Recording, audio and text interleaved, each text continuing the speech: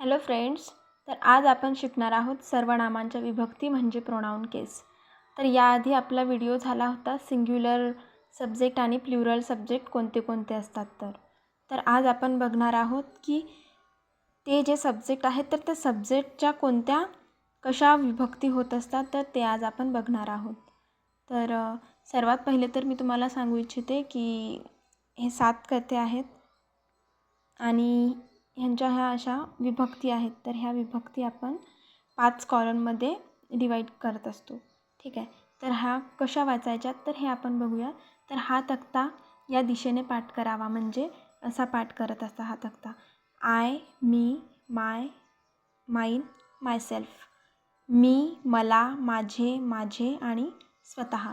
तर अशा प्रकारे आपण हा तक्ता म्हणजे आडव्या दिशेने आपण हा तक्ता पाठ करत असतो गाईज. ओके. तर आता आपण बघणार आहोत की ह्याची मीनिंग वगैरे मी तुम्हाला सांगते. तर आपण हा कसा यूज करू शकतो. तर सर्वात पहिले आय म्हणजे मी. नंतर आयची विभक्ती आहे मी, माय, माईन आणि मायसेल्फ.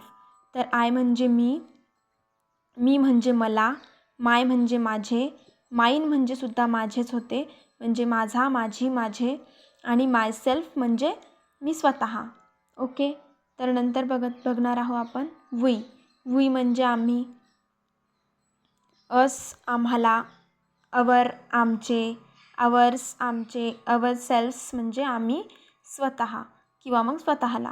नंतर आहे यू तू, यू तुला, यू आर तुमचे, तुझे तुमचे, युआर्स म्हणजे सुद्धा तुझे, तुझा, तुझी, तुझे आणि तुमचा, तुमची, तुमचे आणि युअर सेल्फ आणि युअर सेल्फ्स म्हणजे तू स्वतः आणि तुम्ही स्वतः. नंतर आहे ही म्हणजे तो, हिम म्हणजे त्याला, हिस म्हणजे त्याचे, हिस म्हणजे सुद्धा त्याचा, त्याची, त्याचे आणि हिमसेल्फ म्हणजे तो स्वतः. नंतर आहे शी म्हणजे ती, हर तिला, हर तिचे म्हणजे तिचा, तिची, तिचे, हर्स सुद्धा तिचा, तिची, तिचे आणि हरसेल्फ म्हणजे ती स्वतः.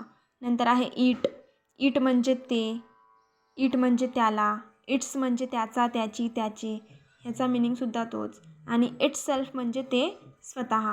नंतर आहे दे म्हणजे ते, देम म्हणजे त्यांना, देअर म्हणजे त्यांचा, त्यांची, त्यांचे आणि देअर्स म्हणजे सुद्धा हेच आणि देमसेल्फ्स म्हणजे ते स्वतः.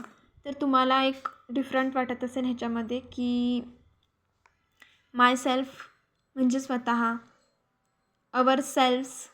आता इथं सेल्फ आलं आणि इथं सेल्स आलं. ठीक आहे. तर हे का बरं आलं? कारण आपला जो कर्ता आहे ना गाईज, वी, हा अनेकवचनी आहे. हा कर्ता आपला प्लुरल आहे. म्हणजे प्लुरल कर्त्यांसोबत आपण सेल्फ्स वापरत असतो. अंडरस्टँड. तर माय सेल्फ, आय कर्ता हा सिंग्युलर आहे म्हणून इथं सेल्फ आलं. आता इथं यू म्हणजे काय होते माहिती आहे का? यू म्हणजे तू होते आणि यू म्हणजे तुम्हीसुद्धा होत असते.